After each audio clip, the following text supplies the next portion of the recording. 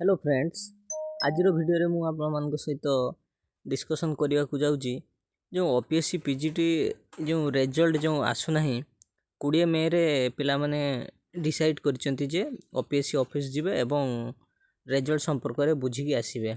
तो सही संपर्क रे मु आपण सहित डिस्कसन करने को जाऊँगी। देखंतु रिजल्ट बहुत लेट हेलानी एवं पिला माने फाइनली डिसाइड करछन जे 20 तारिख दिन जिबे। तो केवल देखंतु माने घटना कौन घटिबो ना, जदि आपण माने अल्प संख्यक जिबे ताहले कोनोसी प्रकार रो से माने एडु तेडु कोई कि आर माने अलगा पिला माने जे भलिया जाइथिले से मान को आज बाहरिबो काली बाहरिबो ए भलिया कोई कि माने तांको बुझे देबे। तो जदि किछि अधिक पिला हबो ताहले जे कि रिजल्ट संपर्क कोनोसी प्रकार रो संपूर्ण तथ्य जणा पड़िबो।